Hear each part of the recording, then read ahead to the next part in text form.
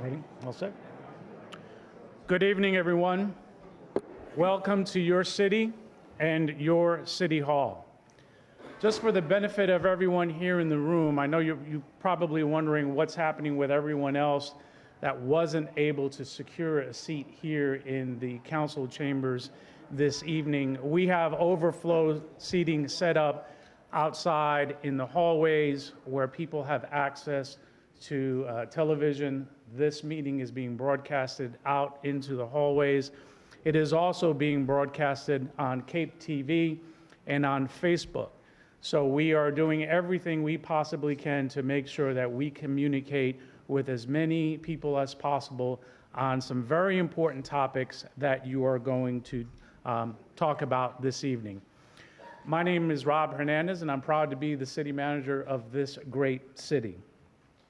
You know, many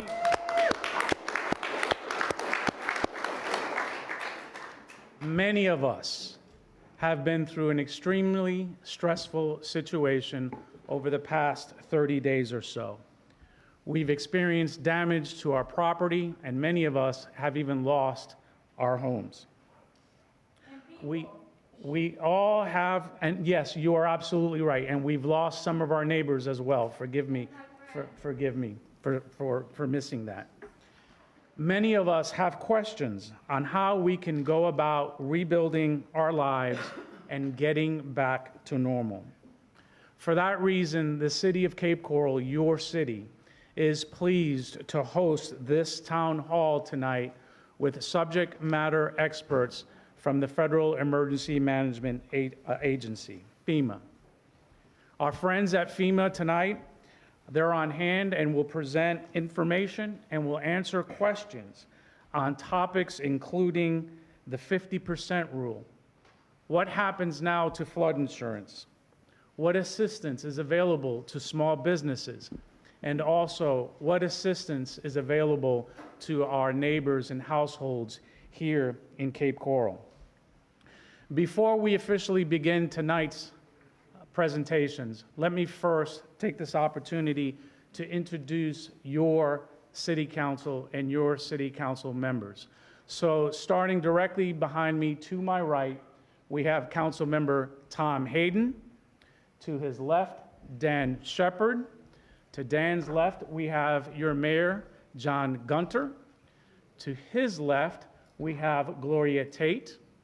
To her left, Jennifer Nelson, and to Councilmember Nelson's left is Councilmember Keith Long. I'm going to turn it over to Mayor Gunter in just 1 second. He wants to make some opening remarks. But I also want to take this opportunity to introduce you, if you haven't already been introduced, to these very important people. First and foremost, I'd like for you to know who your police chief is. This gentleman standing in the back, Chief Anthony Sizemore. He made sure as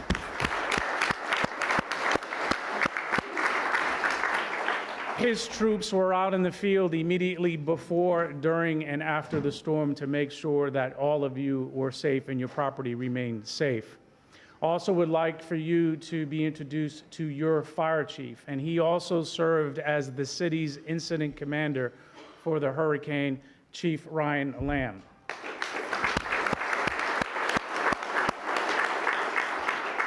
Also would like for you to know his right-hand man in this incident, a gentleman by the name of Alvin Henderson, who played a critical role in making sure that your city was prepared to respond to the storm and that your city continues to be engaged in rapidly recovering from this devastating Cat 4 hurricane that recently hit us. So again, welcome. I hope you find tonight's presentation productive and that we are able to answer your questions. And now I'd like to turn it over to Mayor John Gunter for his comments. Thank you.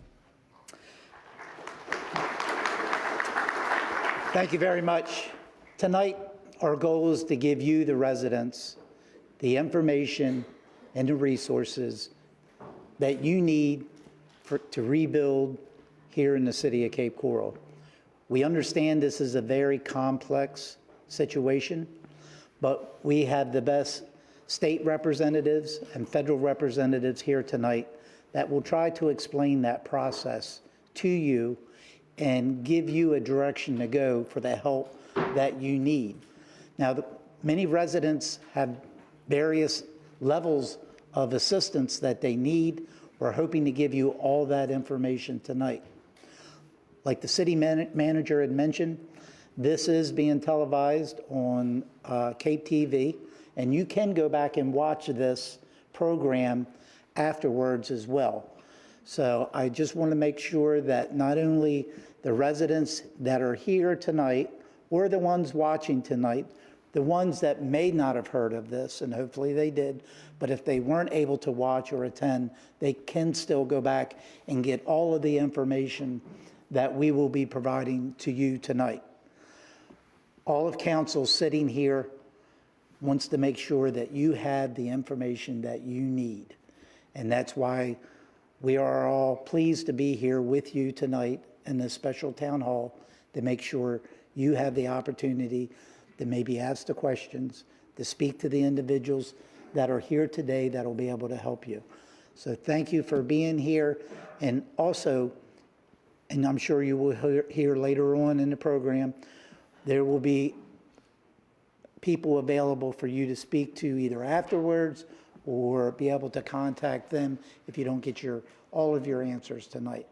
So with that being said, our fire chief, Ryan Lamb, he's not only our fire chief, he is our emergency management director. Myself, the city manager, and he, as soon as the winds subsided to less than 45 mile an hour on Wednesday night at about 11 p.m., we began our evaluation and assessment in the city. So we still saw the storm surge, 3 foot of water on Cape Coral Parkway. Some areas of the city we couldn't get to, and we understand they're your homes. So we are here to help you, and we hope tonight you'll get the information that you need so you can get the help that you may need for your personal residence. Chief Lamb.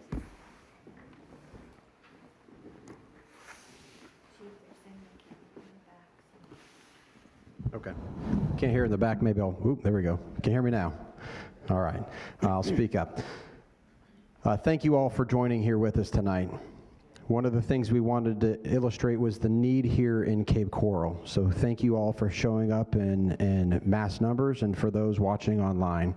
It's important that we illustrate the need here for the 210,000 residents of Cape Coral. So for the agenda tonight, our plan is to go over some brief presentations from some of the subject matter experts we have with us. Then we're going to take a short break and we're going to take questions in and then go through those questions with these subject matter experts. Our goal tonight is to work quickly to get you as much information as possible. However, we know that we're not going to be able to answer every question that you might have tonight. So we're pleased to announce that tomorrow morning at 0800, at 8 a.m., at 400 Santa Barbara Boulevard, that's the Lake Kennedy Community Center, is going to be a disaster recovery center that's going to be open. We're going to touch on that a little bit more, but that's a place that you can go to get individual help and assistance on your individual case. So before we start with our FEMA representatives tonight, we want to start with the state of Florida. I'd like to welcome up Florida Division of Emergency Management Director and State Coordinating Officer, Kevin Guthrie. Sir. Thank you, Chief. Appreciate it. Good evening, everyone, and I appreciate the chief and the town manager and the council inviting me to come up here and speak. So what is the state's role in this disaster? The state's role is to assist the city and the county as needed. So when the city runs out of resources or they have no program for a certain situation, they will go up to the county. They will ask for that. If the county cannot fill that, then it comes up to the state, and then we fill that role, whatever that is. If it's for food, water, and ice, or if it's for, and one of the programs that we have turned on is the Direct Housing Mission. I'm gonna let FEMA talk more about the Direct Housing Mission when they come up in their presentation. But another mission that we do at the state of Florida is referred to as non-congregate sheltering travel trailers. So those, I'm sure there's gonna be a lot of questions about travel trailers here tonight. So let me tell you, first of all, how you're eligible for those travel trailers. The first thing that you must be eligible for, or you must do, is you must be in FEMA's registration system. So again, if you have not done that, I'm sure Jerry or somebody else is going to come up here and talk about getting registered, but make sure you're registered with FEMA. You can do that a number of ways. They'll talk about how you can be registered, but you must, capital M-U-S-T, you must be registered in their system. Even though it's a state program, you still have to be registered in their system for us to determine eligibility. The second thing is it's based on ordinance. So the council's ordinances govern where we can put trailers and where we cannot put trailers, okay? So again, it's done in conjunction with your local ordinances, and it's done in conjunction with FEMA registrations. So that's how you will be eligible for a FEMA travel trailer. That program is a 6-month program.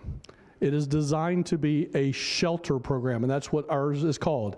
It's called the Non-Congregate Sheltering, not housing, non-congregate sheltering program. That is a 6-month program. So when you go into that program, you need to be thinking about where am I going to be at in month 7, all right? Because you do not get to keep the trailer. The trailer is bought by the state of Florida. So that'll be coming back to the state of Florida, all right?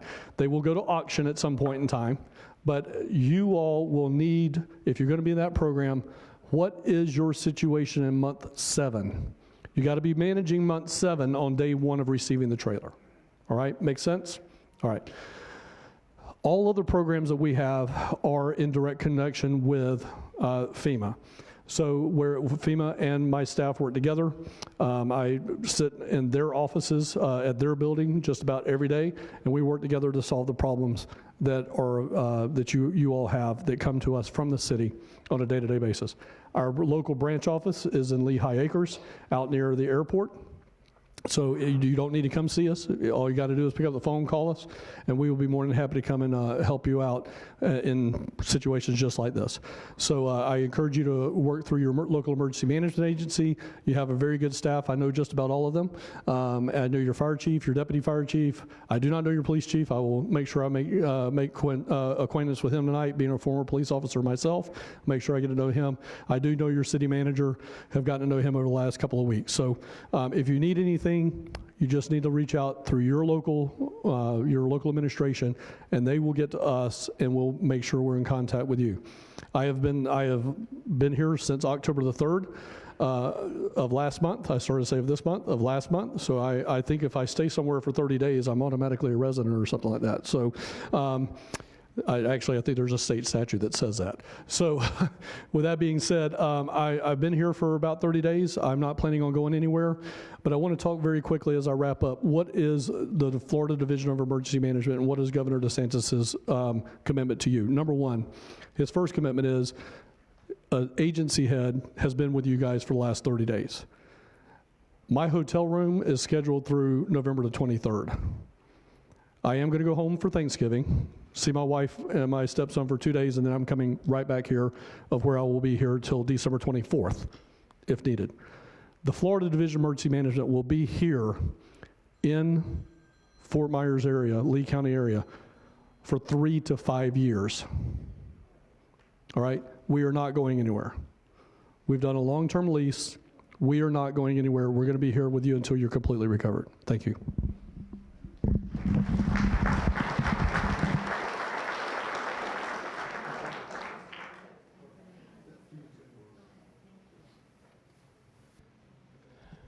I'd like to thank Director Guthrie and the state of Florida for all their support that we've continued to receive. Next, we're going to hear from Florida Voluntary Agency Liaison Director, Christy Roja.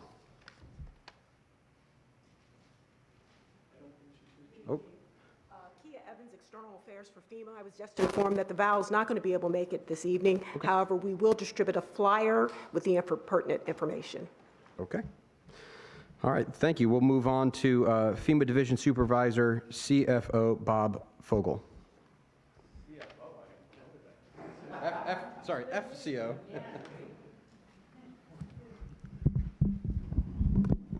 Hi, everybody. I'm Robert Bob Fogel. I'm the FEMA Division Supervisor for Lee County for FEMA. First of all, before I get started, I just want to acknowledge just the horrific devastation that's occurred to all of you that have been impacted by Hurricane Ian. Not just individual survivors, teachers, first responders, even possibly council members, mayor, have been impacted by this disaster in one way or another.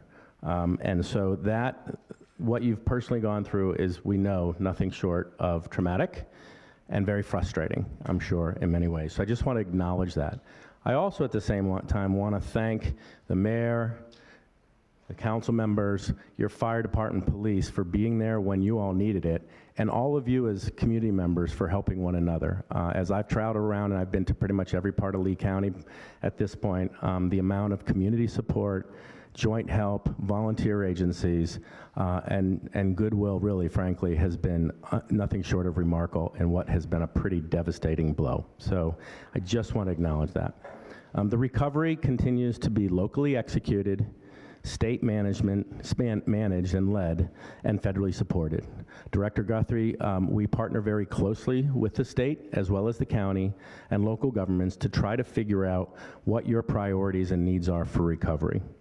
We're committed to ensuring equity and the underserved and socially vulnerable, also those communities that we identify in partnership with the state and county and town leadership and city leadership. We get as many folks the support that we possibly can.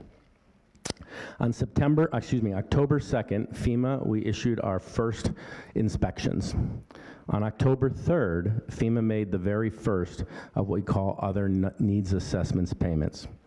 30 days later is today, and today we now have 56,045 registrations, 11,756 inspections have been conducted, and 11,508 home inspections have been returned to FEMA for processing.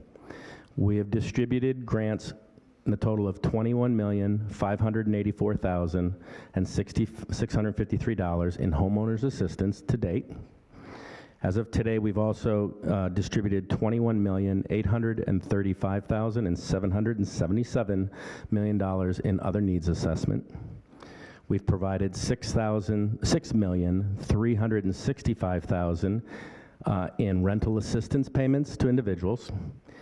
And the National Flood Insurance Program, for those that had flood insurance prior to the storm, has paid out to date in Cape Coral $892,810. So that's our progress to date within Cape Coral.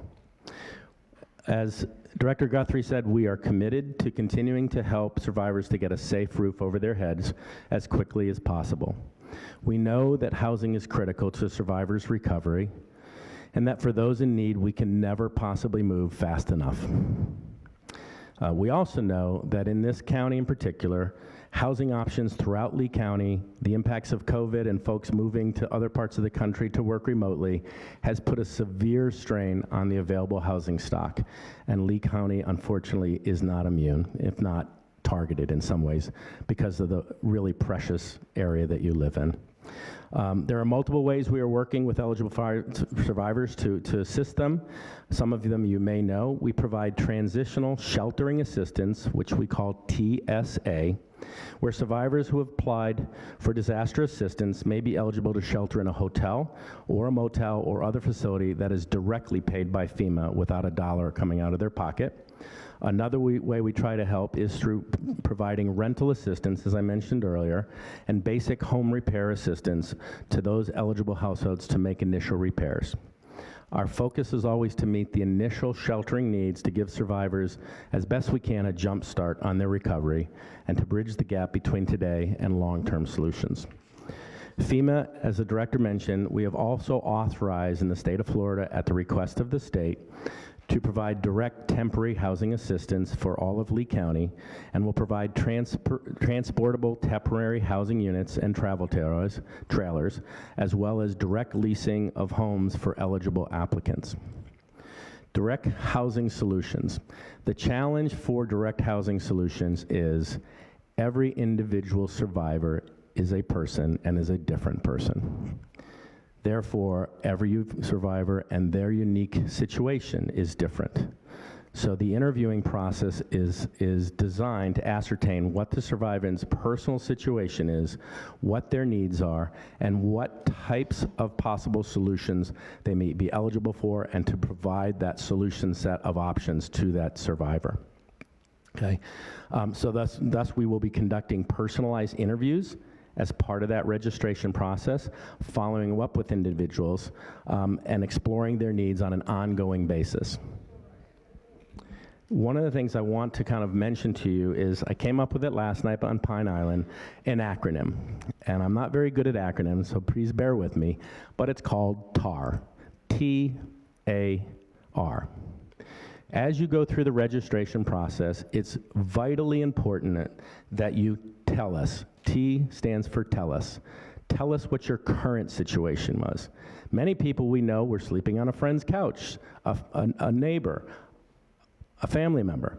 If you can no longer do that, if you have special needs, if you have medical conditions, we need to know what your situation is. If you can't tell us, then we don't know what other things you may be eligible for that we can try to see if we can provide you. And if we can't provide it, we have volunteer agencies that we work with our volunteer groups to try to see if there's others, as well as knowledge as best we can, working with our state and county and city partners for the things that you may be eligible for and that could be provided to you, right? So you have to tell us what's going on. And if things change, tell us again. A in TAR is for advocacy. When you have medical issues, by now hopefully folks know you have to advocate for yourself. Advocate for somebody that needs your help advocating, that needs to understand how to go to a registration process, how to fill things online, how to find our disaster recovery center or provide them a ride.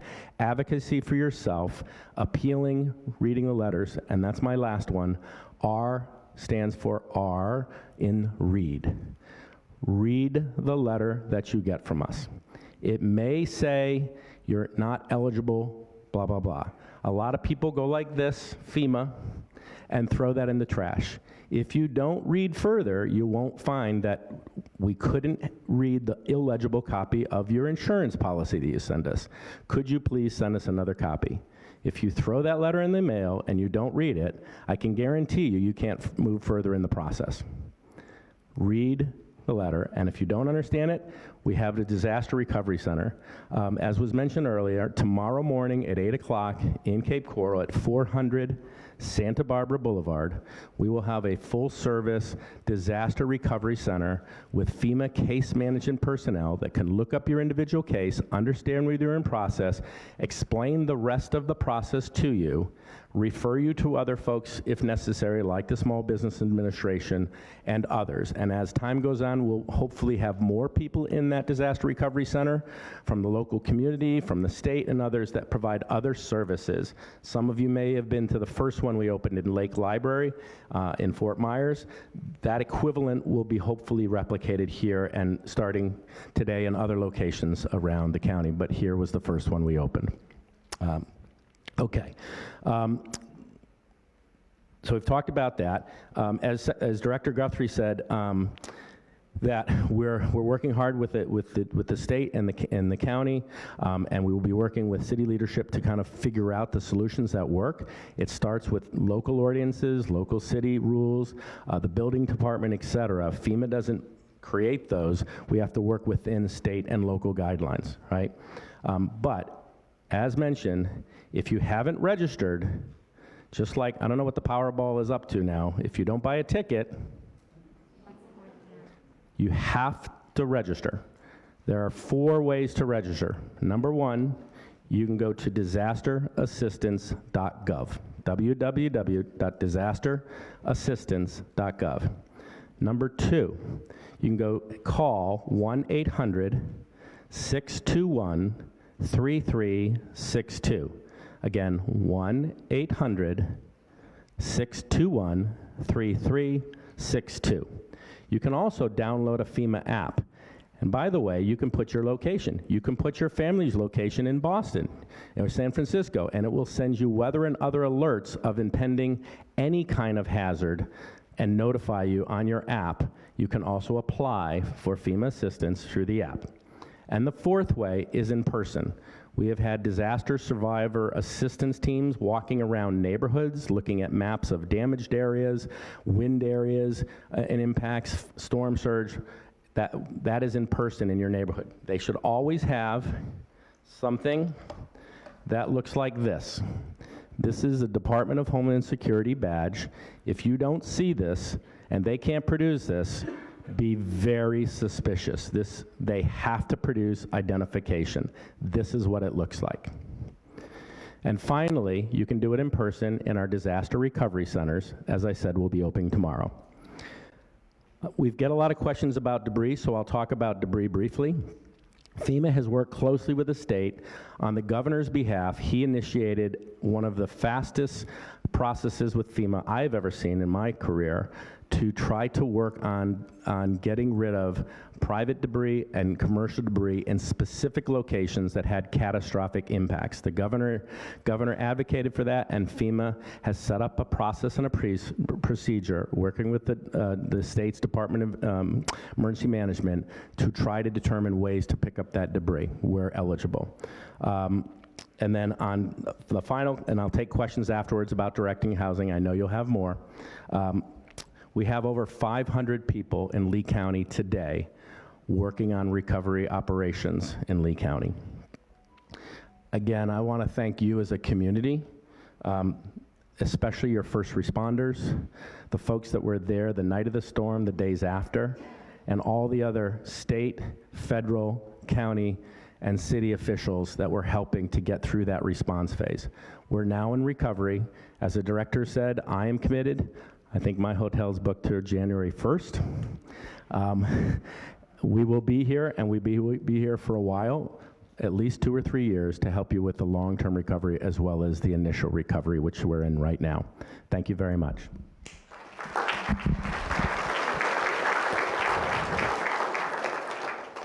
Next, we're going to hear from FEMA Public Assistance, Shalanda Harding.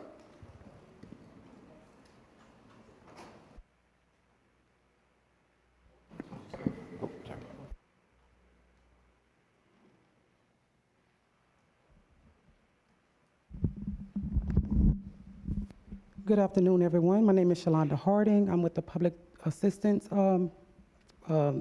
it's going to take me a minute to do this, Public Assistance Division for infrastructure damage.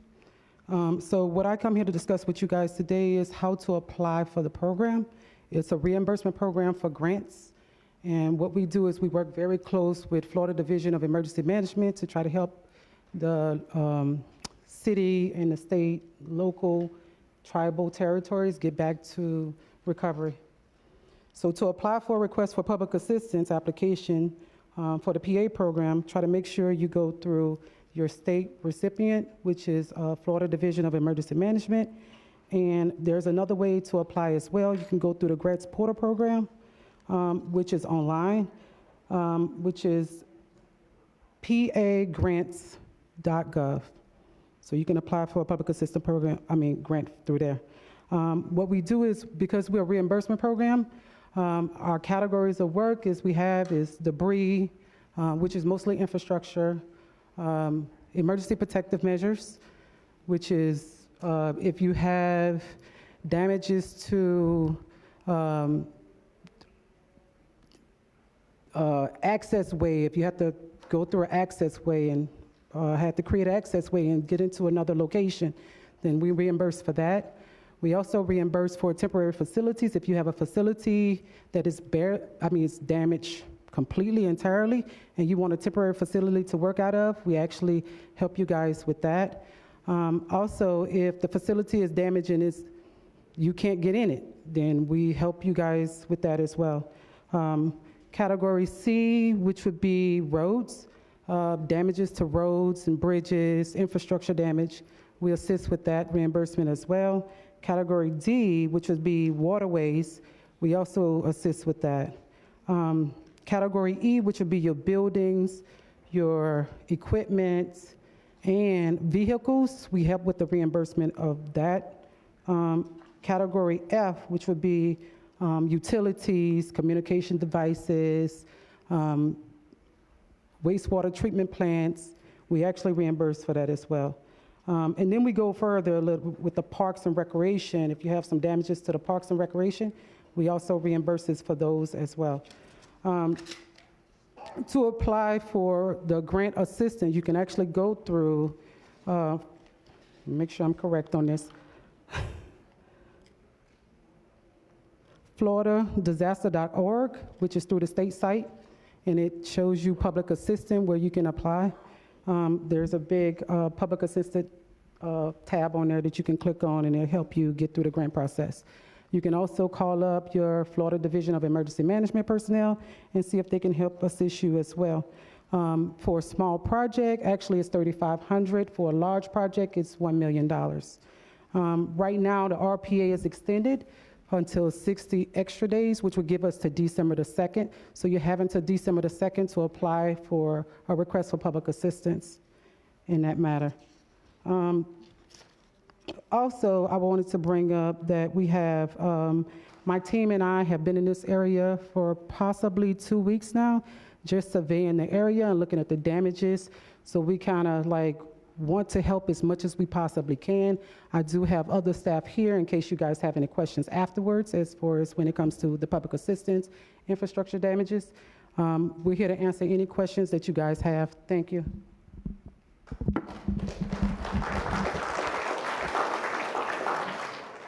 Thank you. Next, we're going to hear from FEMA Individual Assistance, Marcus Bryant.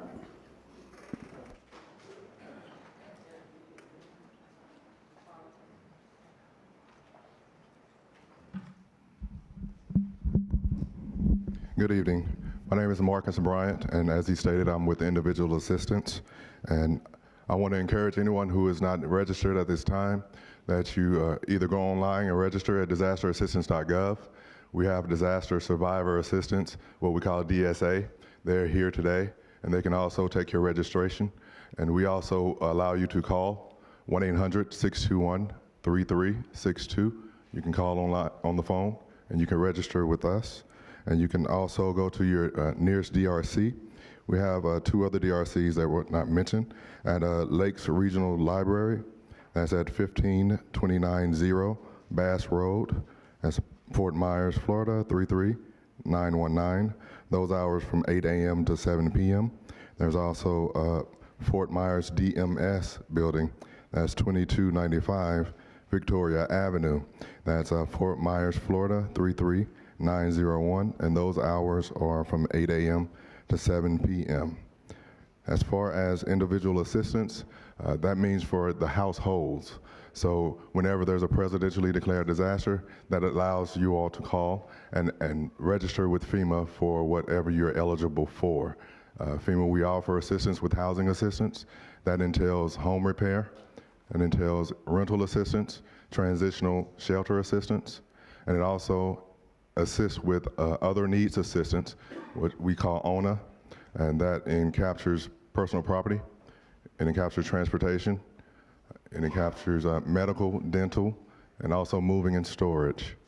And as it was stated by Mr. Fogel earlier, if you receive a decision letter that you disagree with, it's important that you read the entire letter. If you disagree with that determination, you have an opportunity. It's 60 days to appeal that decision. And what we advise is that you write a letter stating that you disagree with that decision, and you support it with supporting documentation that has phone numbers that we can call and verify that in case our caseworkers need to call and verify that. And we also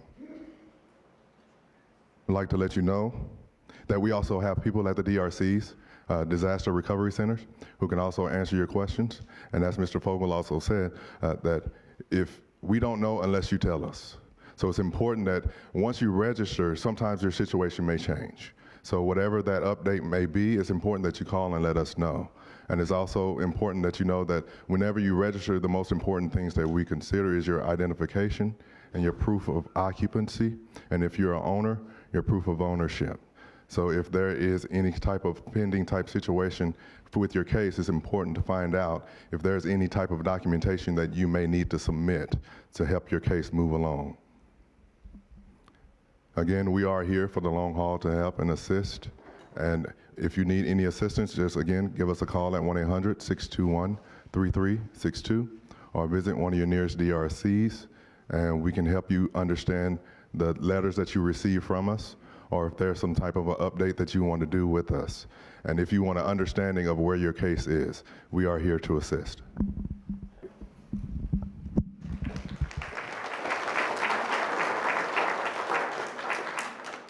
Thank you. Next, we'll hear from National Flood Insurance Program, Jeffrey Parker.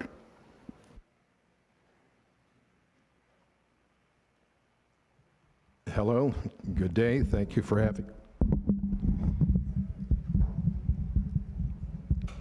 having me here. I represent the National Flood Insurance Program for FEMA.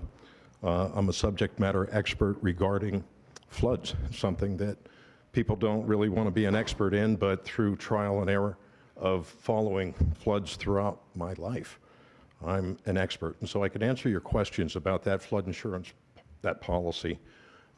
It's a policy much like any other insurance that you purchase. You can acquire it through local insurance agents that want to sell the product. We have about 60 partners that sell our product. You're not going to find a FEMA National Flood Insurance Program insurance agency office on the corner with that big banner and our logo. Once we rely on the partners that are here in Florida, and those are the licensed insurance agents that conduct business. Now, our policy is available to homeowners, business owners, and renters. It's quietly there waiting to go into active service and benefit you when you've been affected by a flood. Floods come in all forms. They're not always associated with a hurricane. They happen on a regular basis. Claims offices take in claims every day. They're just mostly rainstorms that just stayed too long over somebody's home or business or apartment. But our product is what can protect you when there has been a flood. And it's been protecting people here in Cape Coral for a long time. Your community entered into our program under an emergency basis back in, 1971, I believe, and then entered officially into the program in 1981. And what I mean by officially is, during all of those times, insurance was available. When you're in the regular program, the insurance that's available to a homeowner is in the amount of $250,000, but no more. It's statutorily set by Congress.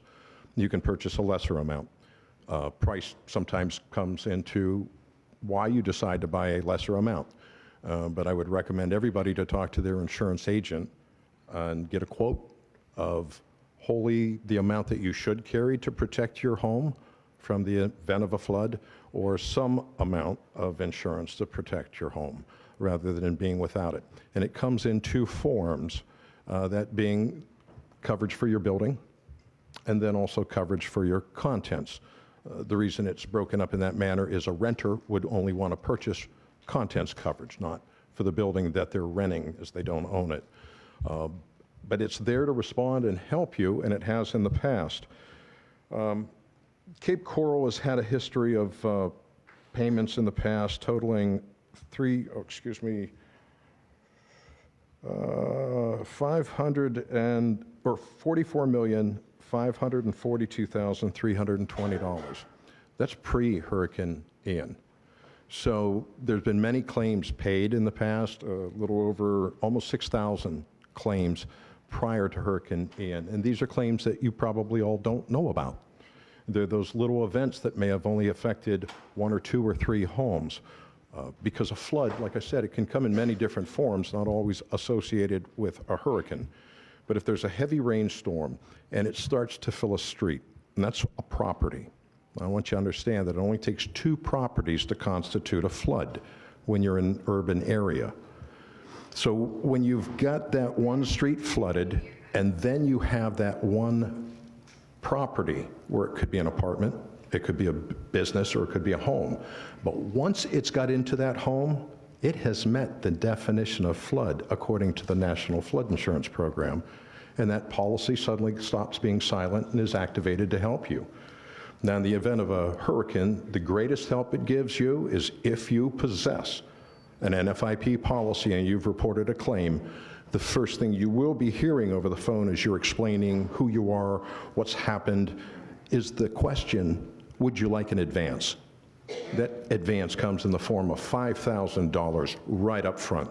We're moving that money into that policyholder's hands to start their recovery, start their mitigation, tear out that drywall, tear out those wet materials, get that home going from wet to dry, from what you don't want to see to not yet a repaired home, but a home that is far less likely to succumb to the ravages of mold and mildew, which everybody knows too well is occurring now, and you can still smell it in the debris piles. When that is in your home, that's not doing any good, and so that $5,000 that we move forward up front is there to mitigate, and it can be a larger amount. It can be up to $20,000, provided we are provided a little more information, good photos, maybe a water line with a tape measure showing you're 4 feet up, you're 5 feet up, or worse. Maybe you have some invoices and some receipts. But we're trying to get more and more people protected. We currently have, in your community, the policies in force as of this morning. The number may be varying a little bit up.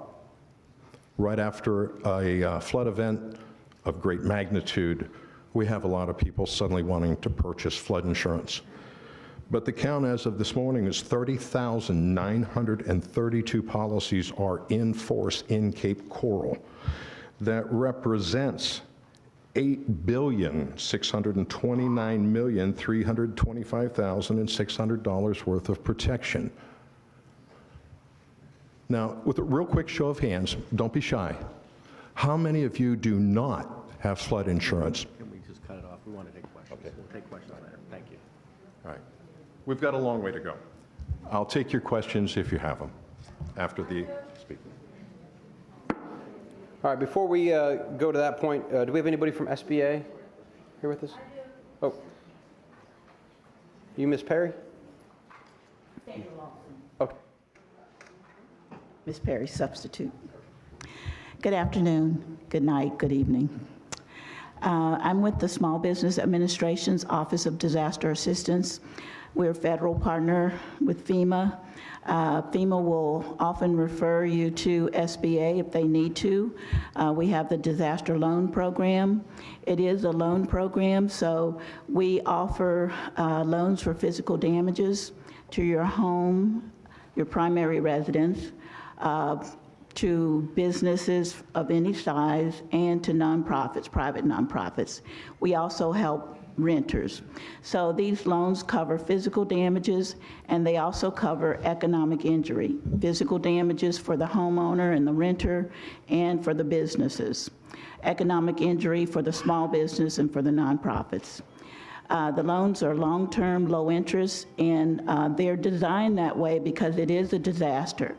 Usually the small business will help businesses on a normal basis, help business start up, expand, grow, things like that. But in times of disaster, we help everyone, the homeowner, the renter, businesses, and the nonprofits. So it's important that if you are referred by FEMA to come and apply for a disaster loan with the SBA, one, it is a process that's in place to help you see if you're eligible for other resources. So if you're asked to come and see SBA, complete the application. If you are approved for the loan, then you can decide if you want to take the loan or not. You have about 2 months to decide that. But if you're not approved and you're declined by SBA for whatever reason, you can go back to FEMA to be considered for other needs assistance. So that's the process for getting back to FEMA. So if you are interested in the SBA disaster loan, again, the rates are low for the homeowner and renter. The rates are as low as 2% for up to 30 years. That's for the physical damages to your primary residence. If you have a secondary home, those aren't considered eligible unless you're using that secondary property for rental purposes, for business purposes, then you can get a business loan for that. So that's something to consider if that's the case. For your personal property and your home, up to additional $40,000 is available to, help you replace appliances, furnishings, even a vehicle. Same thing for the renter, up to $40,000 is available to help you to recover your personal property. For businesses, up to $2 million is available. The rates are as low as 3% for up to 30 years.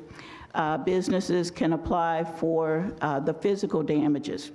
Small businesses can apply for economic injury. That's if you lost business during the hurricane, this particular hurricane, then you can apply for that working capital loan in addition to a physical loan. But the cap on both would be the $2 million combined. The other thing is that we also have a hazard mitigation component for any person or business entity that would borrow money for physical damage repair. The mitigation piece allows you to request an increase in your physical damage loan so that you can do things to your property to protect it from future damages due to a hurricane, a stronger roof, storm windows, or elevating your property, things like that. So there are a host of mitigation measures that are available to you. That's for you to decide, and get with your contractor, get a cost estimate, and if you are approved for a loan and you want to do that, you can talk to your loan officer, give them the cost estimate, and tell them, what you're interested in doing, and they will consider that as part of the loan package. You have about 2 years from the date that you're approved for a physical damage loan to request an increase for mitigation purposes. You can apply for disaster loans online at disasterloanassistance.sba.gov, but I recommend that since we're here, we're in all of the facilities, the disaster recovery facilities with FEMA. When you stop in and apply with FEMA, if you get referred, go on, talk to SBA. If you're a business, you can talk to SBA straight away. We do encourage business owners, if you have physical damages to your primary property, your home, talk to FEMA first and get what you need to get from them, and then come to us. But we have business recovery centers. There's one at the Kiwanis Club here in Cape Coral. So they're open Monday through Thursday. So they're available as well, and they'll see anybody, but they're primarily wanting to deal with the businesses. But SBA is SBA, and if you need help, you need help. We have an 800 number, 800-659, and I have flyers if you want, 800-659-2955. You can call if you have questions about your application that you've already started, or if you have questions, you want people to send you an application in the mail, that's fine too. But while we're here in town in the centers, we're encouraging you to go in and talk to a representative face to face, because you can share with them in words what happened to you, and they can interpret that with you sitting there and help you apply in your best interest. So we encourage you to apply if you need help. The SBA loan program is just an additional resource for your consideration. And if you need our help, use it. If you don't need it, it's fine. Also, like FEMA, we do decline sometimes. So if you get a letter saying you were declined for any reason, please read the letter carefully. You could have something that was omitted or something we couldn't verify, and we're just asking for a little bit more information or clarity. Or if you don't understand the letter at all, go in the center and talk to somebody, pick up the phone and ask questions till you get the answer that you need to move forward. We do have that reconsideration process. You got up to 6 months to ask for reconsideration. I usually like you to put it in writing, asking you to tell them what you can do to overcome the reason they declined you. So it's all about presenting your best case for help, and that's what we're here to do, to help you. So please take advantage of the resources that are available to you. Thank you.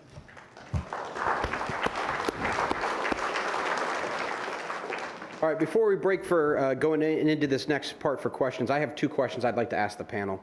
I think it's a question I've received a lot from our community. Can somebody give a brief overview of what the 50% rule is, and how do I know if my house is affected by the 50% rule?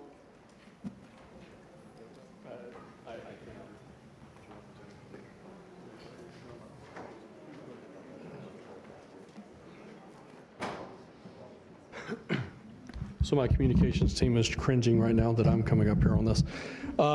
So the 50% rule is what's referred to as a substantial damage determination. In short, that means if 50% or more of your residence is destroyed, then it now must come back in conformance with the Florida Building Code. So the big, and I don't know exactly when the Florida Building Code went into effect here for Cape Coral, if it was 2004 or if it was in 1998. I don't think you were part of the Hurricane Andrew legislation that was actually in 98. I think it was probably 2004 or somewhere thereabouts. So in essence, if you were built before the Florida Building Code went into existence, then you're going to, and you have 50% or more damage to your home as defined by local ordinances or local, however that is determined, then you will be required to build to the Florida Building Code. And if you were grandfathered into something back in the 1970s or 80s or whatnot, that will not apply. If you have 50% more damage to your home, then you will be required to build back to the Florida Building Code. That is determined by your local your floodplain manager, your local building official, things of that nature. And then the city council behind me is the one that makes the determination on what the elevation is to that particular area. Let me give you an example. The governor is committed to resiliency. The president is committed to resiliency. That's one of those areas that they agree on building resilient types of infrastructure and communities. So with that being said, I'll take you to Mexico Beach. Their city council and their mayor made a decision in Mexico Beach on anything that met the substantial damage determination of 50% or more was required to build to the 250-year floodplain plus 2 feet. That is a commitment to resiliency. They have houses that are built 10 feet in the air, okay? But again, Mexico Beach is not Cape Coral. Mexico Beach is coastal, high hazard, on the waterfront, on the Gulf of Mexico. It's a city, very much like Fort Myers Beach. So I don't necessarily know that that's going to be the will of the council, but 50% rule goes to, is 50% or more your home damaged, and then it goes to the local ordinances as to the way that you are required to build back to the Florida Building Code and local building standards. Thank you, and I'm sorry, this one might be yours too. If I believe I need a temporary trailer to reside at my house, how do I go about applying to get that? So, so again, I want to be very, very careful on what the chief said. Both FEMA's program and the state's program are temporary programs. FEMA's program is a temporary housing mission. Their mission, their end product will most likely be a travel trailer. My end product will most likely be a travel trailer. Mine is considered sheltering, 6 months. Theirs is considered housing, up to 18 months. So if you're eligible for either one, both start with registering at FEMA. 1-800-621-3326. Man, I thought I almost got my FEMA badge there. So 1-800-621-3362. All right, now I can get my FEMA badge. All right, and then you can go online to disasterassistance.gov. You can go on, you can use our FEMA app, you can go in person to a DRC, or you can go in person to any DSAT, Disaster Survivor Assistance team, that will be able to get you registered for that. That's how you must apply to either program. I'll just add one caveat, or not caveat, one additional item. The state's non-congregate shelter travel trailer threshold is much, much lower than FEMA's housing travel trailer program. All right? So a lot of people are probably going to qualify for the state's program 6 months. A subset of that will be eligible for the longer-term 18-month housing mission. All right? So again, just want to make sure that you all understand, not everybody is eligible for housing. Let me give you one of the biggest delineators that automatically gets you chopped out of the program. And I know I'm speaking for FEMA, but I know that Bob doesn't mind me saying this. If you have 2 houses, you own 2 houses, no matter where they're at in the United States. If you own 2 houses, you do not qualify for the FEMA's direct housing program. All right? So that takes you out of, it completely eliminates you right there. So 2 houses, you cannot qualify for that program. So with that being said, shelter mission is the state. We have a very low threshold. For the housing mission, we have a much stronger, or I say we, FEMA, I say we all the time because FEMA and I are connected at the hip, but there's a much higher threshold there. So I hope that answers your question, Chief. Okay, thank you. Yeah, I wanted to talk a little bit about the 50% rule to try to put it in perspective where maybe the homeowners may understand. I guess one of the questions is, what number do we use when you talk about 50% rule? If you go to your property taxes and you look at your property taxes, you have an assessed value on your property taxes on the structure of your home and your property. The 50% rule applies to the structure. So that's the number that you use. Now, for argument's sake, say you look on your property tax bill and look at your assessment, and your home is valued, the structure of the home is $200,000. The 50% rule would take you to $100,000.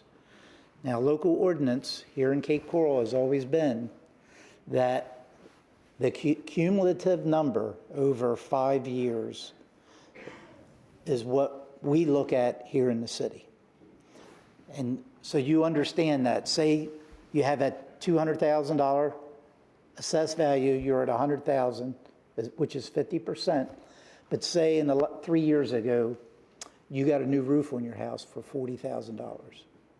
That $40,000, because it occurred in the last 5 years, is taken off of the $100,000. So really you're at 60. So what we are doing now, it's moving through the process. It's a legal process.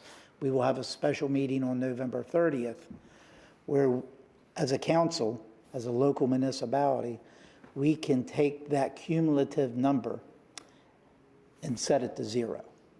That way, every homeowner will have the opportunity for the full 50%.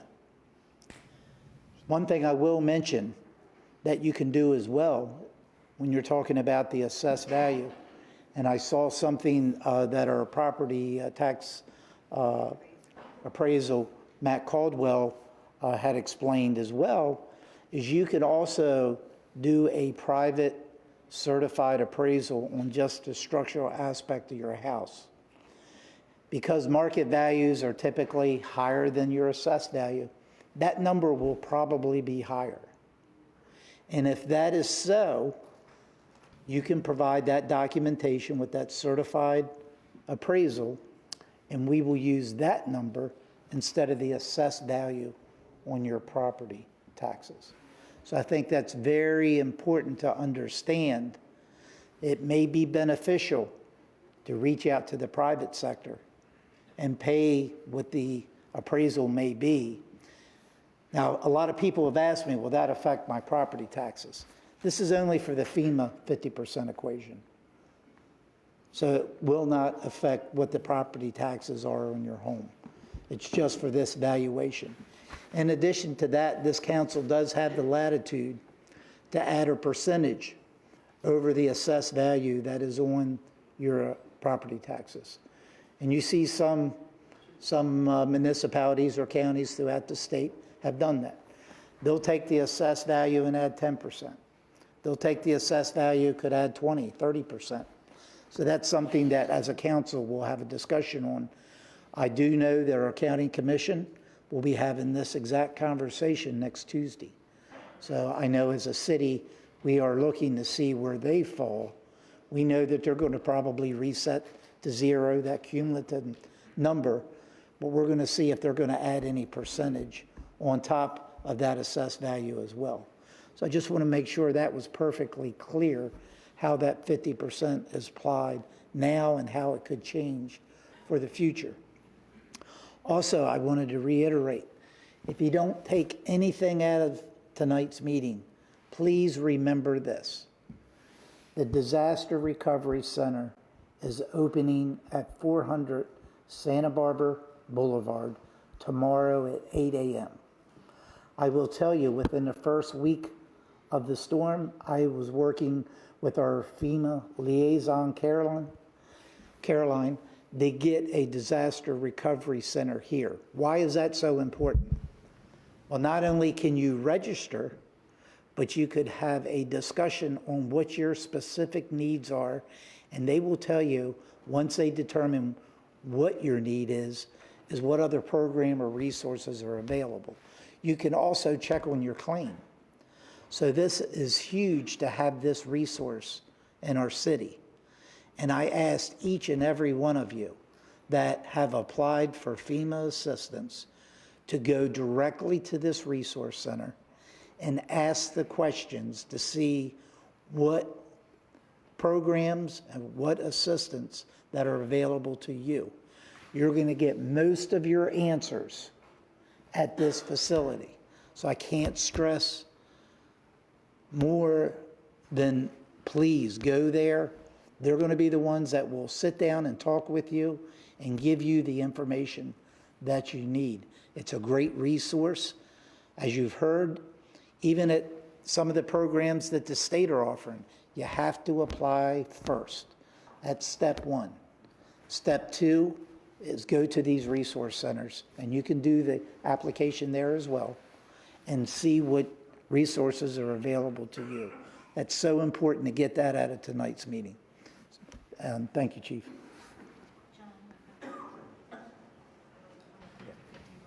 Yeah, one last thing, just so you know, here currently, the flood elevation rule that we apply here are what's put on the FEMA, the flood elevation maps plus 1 foot. That's what most of the county and our municipality are doing as a requirement for our resiliency. So that's been in place for several years now. So if you look on a FEMA map and the elevation requirement is 8 foot, you have to build to 9 foot. That's what our regulation is here, pretty much in the county. So I just want to make sure that was understood as well. All right, also want to emphasize individual assistance. Again, if you haven't signed up, disasterassistance.gov, and down the hall, if you go out this door to the right, across the breezeway to the left, and then the conference room immediately to the right, there is individuals there from FEMA's Disaster Survivor Assistance Team that will sign you up right there. If you haven't already done so, you can go right there and they'll sign you up tonight. All right, for questions, we're going to take about a 10-minute break, and we're going to take in questions. So how we're going to do questions is, if I can get the QR code put up on the screen. What we're going to do for questions, anybody who's got a smartphone, do this with me. Pull out your smartphone. If you open up the camera and you point it at the QR code, you'll have a little thing that pops up, and it'll open up a portal where you can type in a question right there online. We're going to break for about 10 minutes, allow anybody to put in those questions. If you don't want to ask a question via your smartphone, we have 4 stations set up directly here in the back. You can go to them, tell them what your question is, and they'll get it put into the system for you. So we're going to break until 7:15. Again, restrooms are across the hall. If you want to sign up for that individual assistance or ask those questions, we'll be back here at, start again at 7:15. Thank you.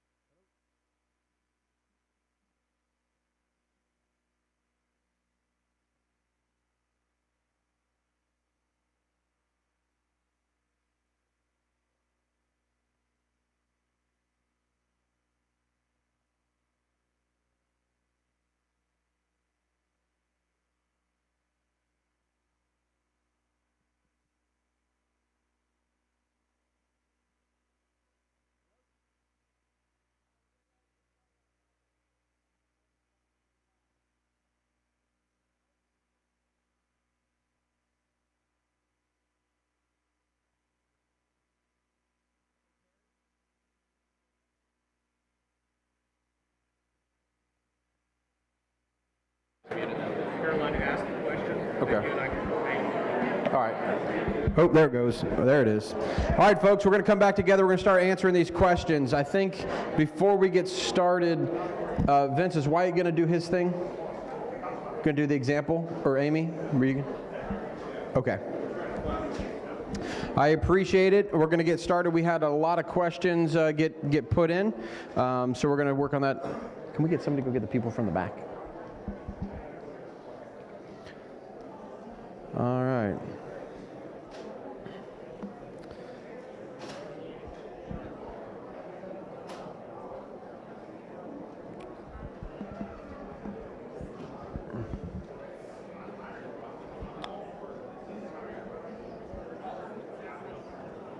Hey, Jason, can we kick that door? Yes, please.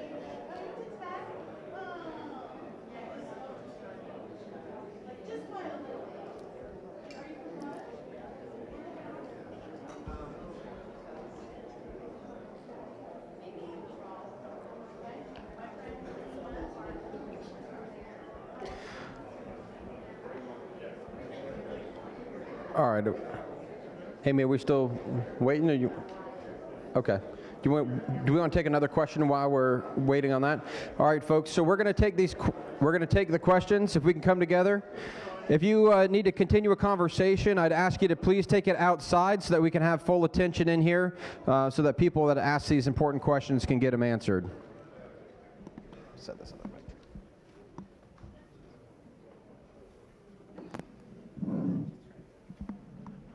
All right, Caroline. Can we get the podium mic turned on too? Thanks, Kevin. This was a question that is related to debris. So will FEMA help private citizens and homeowners for downed trees and debris removal in private communities? Do you mind please touching on the right of entry program here in the city of Cape Coral?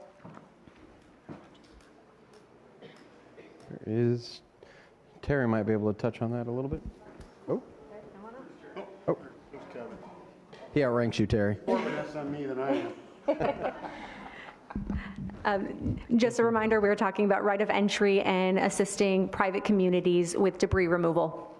All right, so debris removal is, FEMA has worked with us to create an expedited debris removal program, for lack of a better term. What that program does is, in some areas that have been identified, pre-identified, we could do certain things. If you're in one of those areas, and we do have maps of those areas, then we are allowed to do certain items on private property and on commercial property. So we can come in and clear your private property, clear your commercial property. But here's what I want to let everybody know. That is not free. Okay? That is not free. Here's what the state will have to do. We must attempt, if you have insurance on your home, the state of Florida is going to bill your insurance. Think of it like you going to get your COVID shot, all right? If you didn't have insurance, we're going to give you the free COVID shot. But if you had insurance, we're going to attempt to bill your insurance to recover that. That is required for the federal government. You cannot use a federal program, you can't use a state program for that matter, and then have insurance where you receive a benefit for that same exact problem, and you get money from this and money from this. That's double dipping. You cannot do that. So we must attempt to get money from your insurance for removing the debris off of your property. Now, we will take care of billing your insurance. We'll take care of talking to your insurance. You don't necessarily need to do that. We have a team that is designed to do that. So, if you need your property debris, debris, take it off your property. You can call, and you're in one of those tracks that is eligible for that. Then you go to Ian Debris. I always mess this up. Cleanup. Ian Debris Cleanup. I'm looking for my comms director, right? IanDebrisCleanup.com. Again, IanDebrisCleanup.com. And we must, again, want to make sure I'm very, very transparent with you today, because, you know, bad news doesn't get better with time. we will attempt to collect for the services from your insurance. Okay, so endebriscleanup.com, you must go there and register. When you get to endebriscleanup.com, you're going to be asked for a few things. You're going to be asked for an ID. We must get a copy of your ID. You must enter your name and address and whatnot as it is on your ID that matches up with the Lee County Property Appraiser's Office. I say that, now I'm going to shift over to commercial property. Whatever the Lee County Property Appraiser's Office has for your commercial name on file with them, it needs to match. All right, so if, let's say I'm Kevin Guthrie LLC, but on Lee County's website, it's Guthrie, Kevin LLC. We need to match that up to what is actually on the property appraiser's website, okay? So you got your ID, you got your name, you've got a right of entry. You must sign the right of entry. We cannot go on your property. Government cannot go on your property without your permission, so you'll need to sign the right of entry. You could do that digitally. You'll need to upload your insurance documents. There will be a place for you to attach files, scan and attach files, upload your insurance documents. That's so that my team can then go and attempt to recover some type of cost recovery for that. The last thing that you're going to be asked to do is sign a series of waivers. One of those, many of those have to deal with indemnification. FEMA requires that the federal government be held, or give indemnification to the federal government for any work that is done by the state. All right, so please make sure that you sign, you go through the entire website, you upload every bit of information and documents that are asked for, and then we will schedule you to do that. I'm going to use just a little bit more time, ma'am. When we do that, we prefer to try to clear an entire block at one time. Instead of getting this property, skipping this property, getting this property, we would prefer to do it in a systematic methodology where we get everything at one time. We do the right-of-way, we get the private property, the commercial property, we get that off, we get everything taken care of, and then the entire block is done, and we don't have to come back. It's better for the community, it's better for your neighbors. So if you in here tonight are eligible and you go to talk about, or you go and fill out all the information on endebriscleanup.com, tell your neighbor and your neighbor's neighbor and so on, to where we could get the entire block signed up and get everybody on board, and we could get everybody done at one time. Thank you, ma'am. Thank you. The next question I have is both a comment and a question in terms of temporary housing. So I do want to note that additional answers regarding city ordinance and waivers for trailer will be discussed at a special council meeting. But the question that I do have is in terms of rental assistance. I know there's a lot of resources available for our community members. Could we please touch on what direct assistance and possible grants is available for renters right now with temporary housing?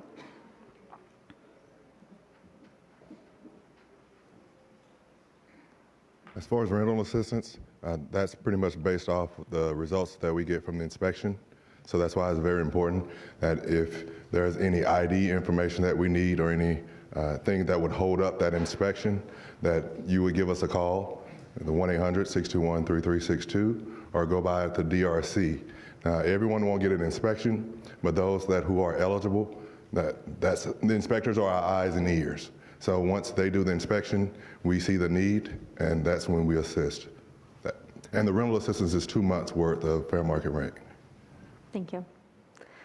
The next question is going to be in the category of small business administration loans. So it says, if an individual owns multiple rental properties, do they need to make separate SBA loan applications for each address? I'm not sure about that one. The person would need to go into the Business Recovery Center and just present the situation. I'm not the loan officer, so I really don't know, but I know that they could help you. Thank you. And just a reminder that SBA is going to be on site at Kiwanis as well as at the DRC, which is going to be at the Lake Kennedy Center. Thank you. The next question is going to be for National Flood Insurance Program.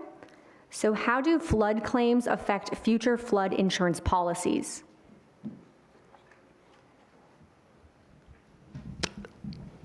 You mean, are you asking, I guess the question would be, is somebody isolated for having a claim and then specifically charged a greater premium? No. That's not how the rating system works for developing the price that's paid for insurance. Thank you. I will have one more question, and then we will bring in Wyatt Daltrey. So for the 50% rule, will you require to lift homes or demolish, and who pays for the funds beyond the $30,000 that flood insurance will give for this? Could we touch on this just one more time, please? Thank you. Hi, folks. My name is Frank Shockey. I also work for the National Flood Insurance Program. I think your mayor brought admirable specificity to this conversation. The reason we have a 50% rule is because, as Jeff, my compatriot, was saying, you have many homes here in Cape Coral that were built before Cape Coral participated in the National Flood Insurance Program, before there was a National Flood Insurance Program, before there was information about where floods were more likely to occur and where, in terms of elevation, you might want to elevate your house in order to protect it from floods of a particular magnitude. And so the 50% rule is the methodology by which communities such as Cape Coral that participate in the National Flood Insurance Program encourage existing buildings to become compliant with what would be required for new construction in a flood hazard area today. And so what is typically necessary for a new building in a flood hazard area is that it has its lowest floor elevated to a particular height. Minimum height would be at the flood elevation shown on our maps. As the mayor indicated, in Cape Coral, you require an additional foot of height above that level. So if you have an existing home that was built before such ordinances were in place, before such data was available to base your development decisions on, and it's been damaged today and it hits that 50% threshold, then you have a number of options. One way would be to elevate the building. Perhaps the existing building could be jacked up, raised up on a new foundation that would raise its floor to that required height.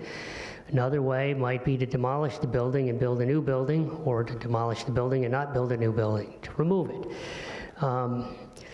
As I think the person who asked the question indicated, there is a special coverage under the National Flood Insurance Program called Coverage D, the increased cost of compliance, which can pay you up to $30,000 of those additional costs over and above the amount of your claim for damage to the building.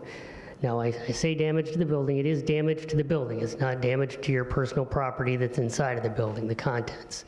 So if that cost equals or exceeds 50% of the market value of the building to restore the building, then over and above your claim amount for the damage, you can get up to $30,000 to pay for the cost of elevating the building, or if you choose, demolishing the building.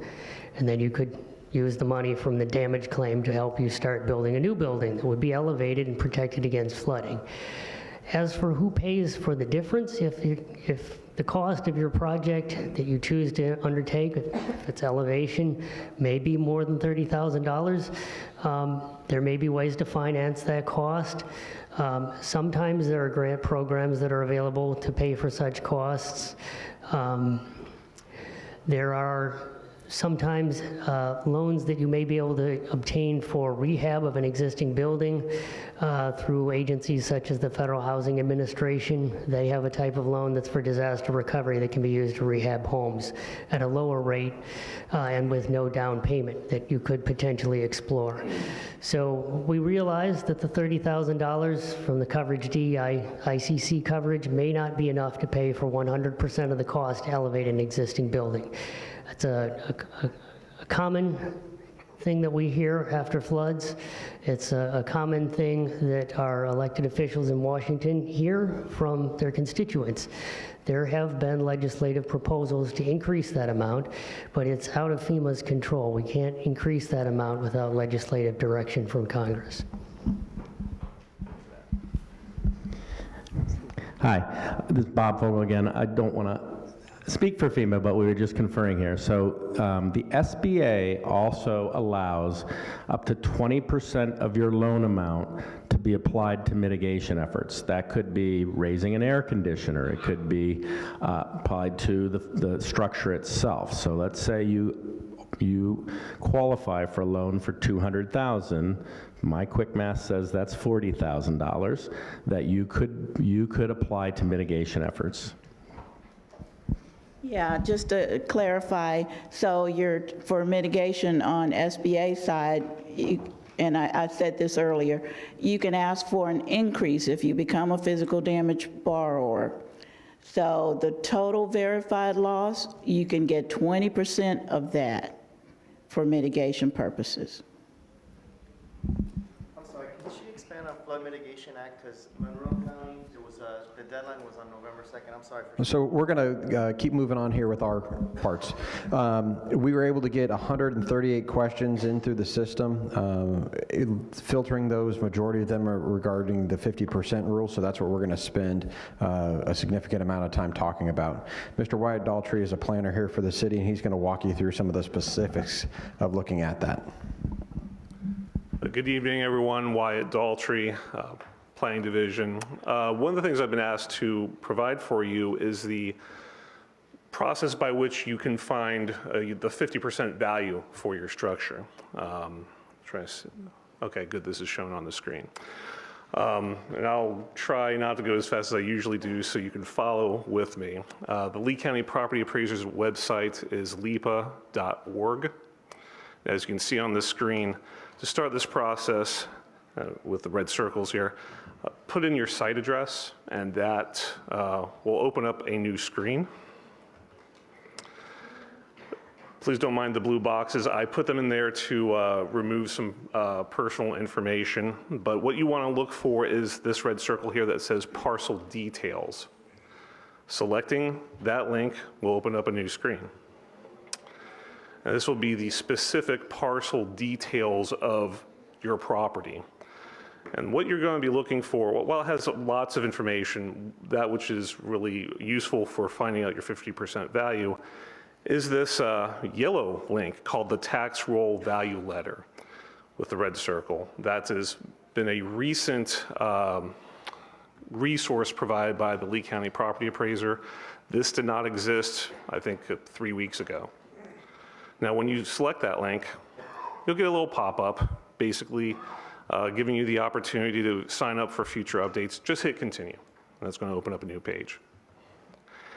And so what you'll get is this auto-generated letter, which it's for every property, every personal property. I didn't see this for instance, like public facilities, but for residential properties, this is the tax roll value letter. It shows the breakdown of just value between the total value of the property, the land value of the property, the land extra features value of the property, the building value, which is that circled number right there. And what you're looking for is half of that number. That's the 50% number. And so long as your repairs and improvements and such are less than that 50% of this circled number, you will not need to comply necessarily. First of all, you wouldn't be considered substantial damage, and you wouldn't necessarily need to comply with the local floodplain regulations, the Florida Building Code. If you're over that number, first of all, this is something you should probably research now so that you're not spending tens of thousands of dollars in repairs before you find out that you're perhaps over 50%. But that's the number you're looking for. This is free. This that's provided by the Lee County Property Appraiser. It is one of the methods by which the City of Cape Coral will accept your market value of your structure. As mentioned before, you could also obtain a personal appraisal from a licensed professional appraiser. But this is the fast and easy way. It's a resource. I suggest that you take advantage of this. At least you'll know if you're close or if you're not, and then you can make your decision there as far as how to proceed. Why, could you tell them a little bit about pool cages, seawalls, those sort of items? Thank you.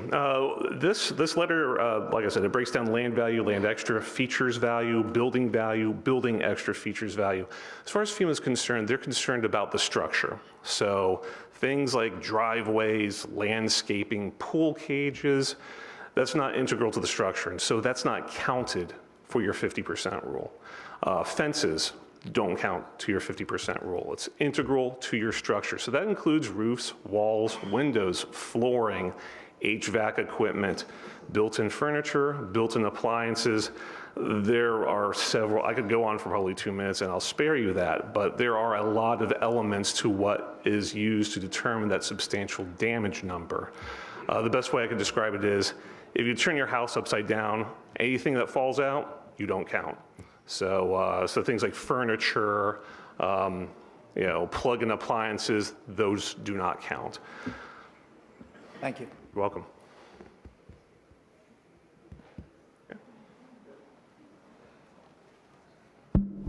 Next question, please. Yes. This might be back for Wyatt, but could you touch on the equation one more time on what exactly that 50% is? I know you just went over that, but there is still some clarification that is needed in exactly reaching that. So just for point of clarification, it's not the market value. So we're not taking questions from the public. We're going to go over it again here. Questions are going to come through the app, please. Okay. The calculation for the 50% rule, and I think it was mentioned earlier, it's based on, in part from guidance from FEMA, but also modified by our local floodplain ordinance. Our local floodplain ordinance has a definition for market value. And so, like I said, market value, you could derive it from just value of the structure, kind of like what you see here with this letter that I mentioned before. You could do it through the private appraisal. And so what you do is, again, the 50% calculations, it's a division equation, basically. The amount of repairs for damages, and until December 1st, depending on how this ordinance goes, any cumulative impacts from the last 5 years are included in that. That's part of our local ordinance. It's not a FEMA rule, it's a local rule that we use to get additional credit from our CRS. Because it's a local rule, we could also decide not to use it. And that's something we're pursuing right now. That's why many of you received letters from the city of Cape Coral stating that you hold off from significant repairs until December 1st. This is scheduled to go before council for adoption November 30th. And so basically what we want to do is, again, try and prevent you from, if possible, give you the information to prevent you from spending tens of thousands of dollars in major repairs if you're going to be tripping that 50%. So again, equation, repairs divided by the market value of the structure only. Is that an answer? Okay, thank you. The year that the house was built, how does that impact? When we were hit by Hurricane Ian, we focused on what is referred to as our pre-firm structures. So that's where that 1981 date comes into play. But this affects any structure that's located in the special flood hazard area. So anything with an AE or a VE flood zone. And anything that is below the base flood elevation with the Florida Building Codes +1 modifier. So even if say you're in AE7 flood zone, and that 7 is the elevation, and your house is your finished floor elevation is at 7.5 feet, and you take 50% damage, you need to be brought up, using this example, to 8 feet.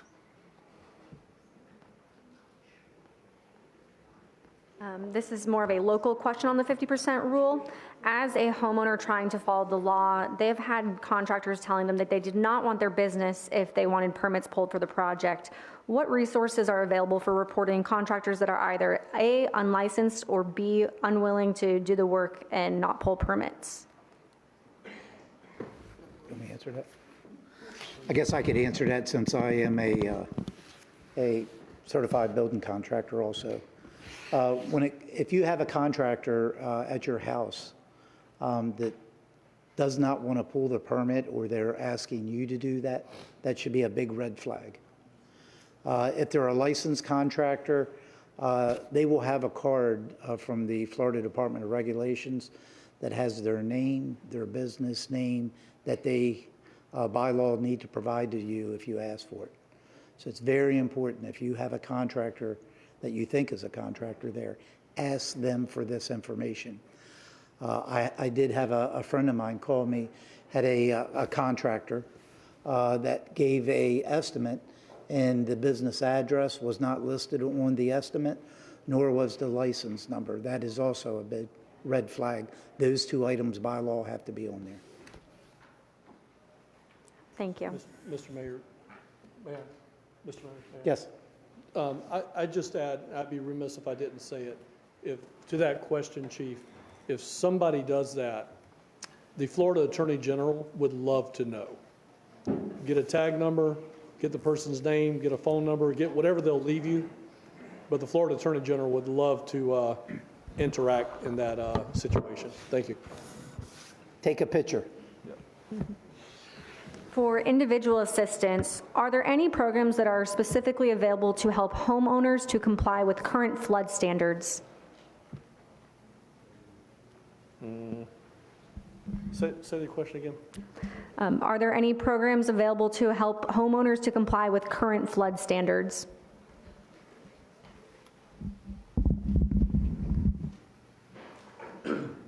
So there are some programs that I know that Misha and the team here are involved in with the local mitigation strategy. Now, I think we need to, what Bob and SBA and those folks talked about as far as the $30,000 and the 20% rule within SBA, there's two buckets here.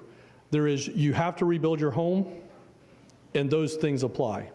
But if you're in a situation, let's say for instance, you had minor damage, you had, I don't know, 20% of your house damage, and you want to raise your home, you want to do something, then there's going to be, I'm estimating, this is just Kevin Guthrie's estimate based on the amount of damage and whatnot, I think there's going to be somewhere between $400 and $600 million in hazard mitigation grant funding that will come down. This is not today money, this is in a year. A year from now, that money will come out. So in the future, there may be some money in a hazard mitigation grant program or in a building resilient infrastructure community program, BRIC program, or in the flood mitigation assistance program that applies to some severe repetitive losses and severe repetitive losses programs, or repetitive loss and severe repetitive loss. Those could be used to raise your home. Those could be used to buy you out of your home. But those are separate programs of, I need to rebuild my home and what type of money is available. So I just want to make sure everybody understands that. Bucket one, you've got to rebuild your home. You've been impacted by the 50% or the 50% rule. You cannot use this 1 year out money on that program. If you're below the 50% rule and you want to do some hardening, raising, a buyout, something like that, then there's that program that's going to come about a year from now.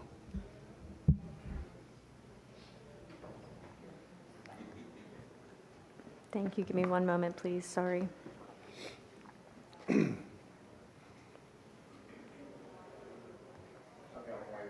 Yep, thank you. Somebody who has a derelict vessel that's ended up in their backyard.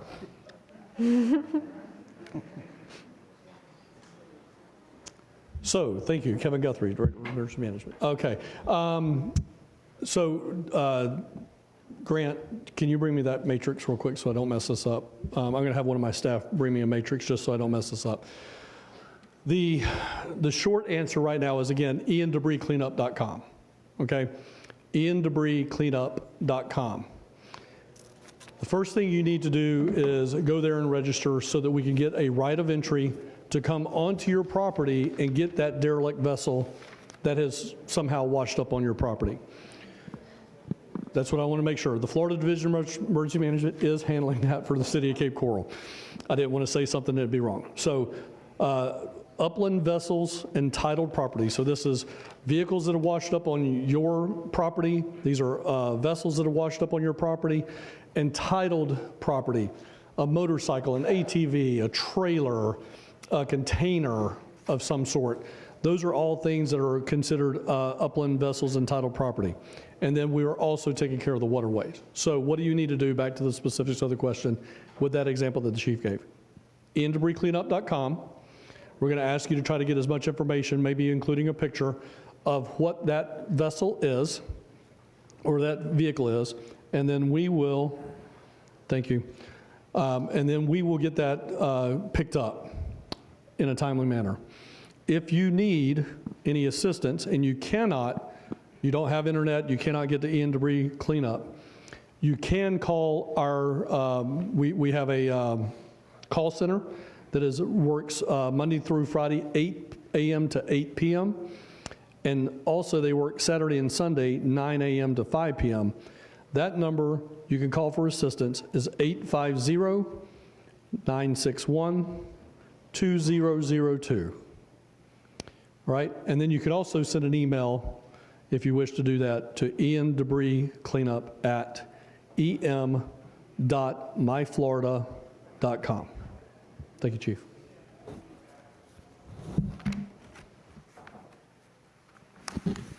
The next question I had was for the small business administrative representatives.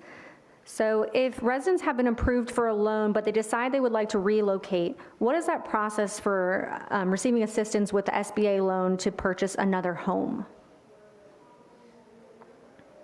Even though we have a relocation option, that's going to be based on whatever the local officials decide as far as relocation. If they decide that, you know, that area has to be relocated, then we help, but not just one by one on your own. Okay. Thank you. And while I have you up here real quick, do you mind stating the website one more time for where individuals can apply for the SBA loan in addition to the Kiwanis Club and the DRC at the Lake Kennedy Center? Okay. I'll have to get my notes for the address for the Kiwanis Club. The address? 400 Santa Barbara. Boulevard. 360 Santa Barbara. Okay, for the Business Recovery Center, it says 360 Santa Barbara on this one, Cape Coral. Okay. Thank you. All right. For individual assistance, how do residents apply for the deductible help program that Governor DeSantis announced on television? Oh, okay. Amy's coming up here. Yep. I had to, by all means, if you have the answer. Good evening. The city is anticipating to receive about $820,000. Right now, we're taking emails from people who are interested in applying for insurance deductible assistance. It is income limited. There is a value limit to the homes. It's up to $10,000. If you are interested, you can email housing@capecoral.net with your name, your address, your email, your insurance company, and your deductible amount. We are anticipating to go live in about 2 weeks.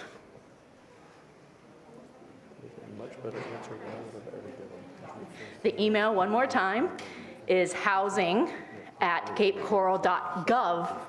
I said net, but we're now a gov. Thank you. Alvin, did you have anything you wanted to add?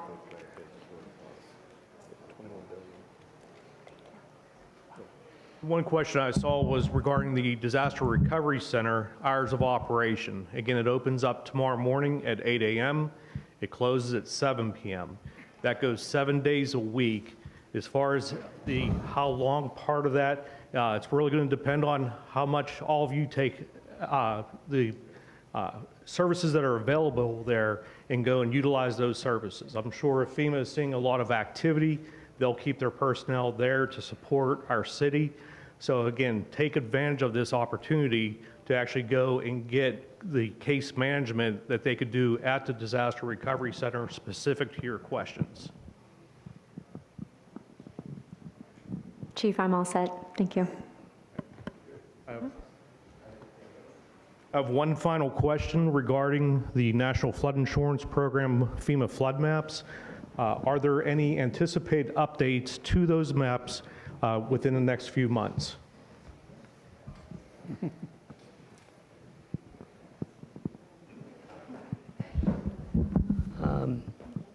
I think Mr. Daltrey could speak more specifically to how these may affect different parts of the city, but there is an updated flood insurance rate map that covers the entirety of Lee County, an associated flood insurance study that will actually take effect on November 17th, if my memory serves, so in the next couple of weeks.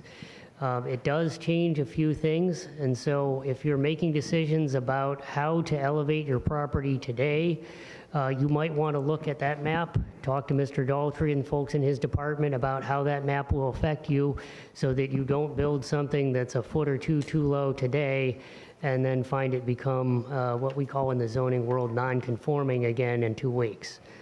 You probably want to look ahead to that map. It's also possible that some elevations on that map may be lower and that you find that your property becomes compliant on November 17th, or the elevation requirement is less than it was, and so that the effort to raise it would be less than it is.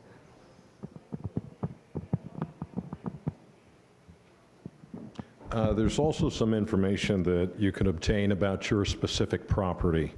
If, again, the flood map is of all of Lee County, and understand that it is a flood insurance rate map.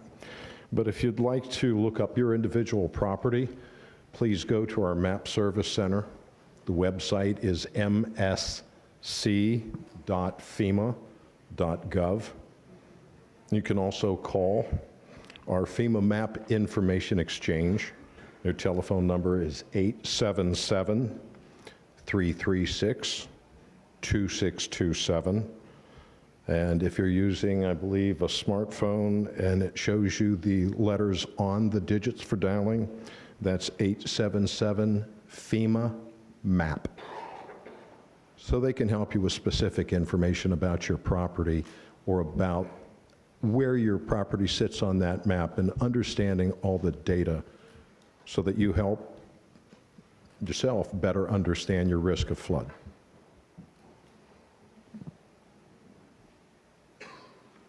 This is a question I'm not sure we're going to be able to answer. If I rebuild my home, what happens to my Florida homestead exemption if I build a new home on that property? That's a question that I think we're going to have to ask and get more information on that one. Another question that was in there, it's a little specific, but might be good for somebody here. My house has been damaged beyond the 50% threshold, and my max of my homeowner's insurance is $250,000. I can't rebuild for that $250,000. What services are available to help with somebody to get a house rebuilt on that property? SBA loan? SBA loan. SBA loan? SBA loan. Yeah. Yeah, at the end of the day, at the end of the day, the best way on what we have available right now is a small business administration loan. And I want to, but again, I know that there's some coughs about that. Oh, here you go. Sorry about that, sir. So at the end of the day, the best situation out there for, again, you have a $500,000 home, $250,000 insurance cap, you got a $250,000 delta. The best way to handle that is through a small business administration loan, and here's why. If you qualify for that small business administration loan, I believe she mentioned that the rate right now is around 3%. Homeowner is 2%. You're not going to find a 2% interest loan anywhere in the country right now other than SBA. All right. Right now, I think they're in the 5s-ish, 7s. Okay. I have not bought a home in the last couple of years, so they're in the 7s. All right. So That is a 100% way to go, is go Small Business Administration to try to get a Small Business Administration loan to help make you whole. All right? Thank you.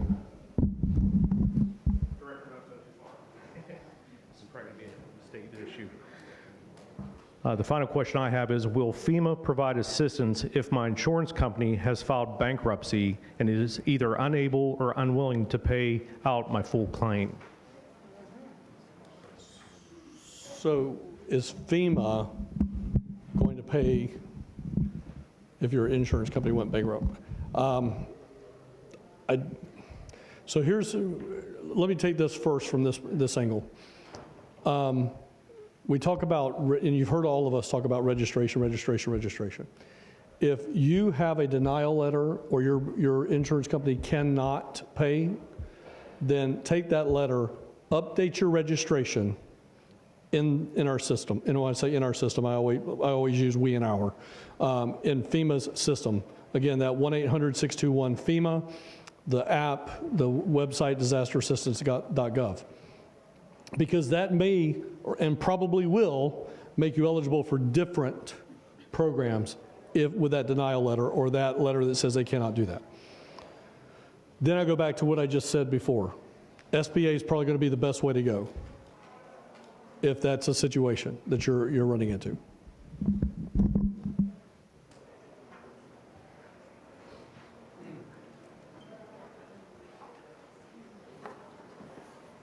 All right, folks, I know we didn't get to everybody's question tonight.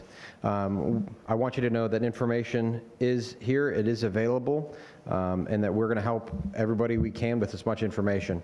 Again, the Disaster Recovery Center at 400 Santa Barbara Boulevard. You've heard us say it 10 times tonight.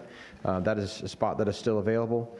There is 311 here for the city, capecoral.gov, disasterassistance.gov, and all the other resources that we've mentioned here tonight, and hopefully they get put up here on the screen. If you have additional questions, please, we want to help you get that information. But thank you for coming, and we'll see about trying to get with everybody for additional information. Thank you.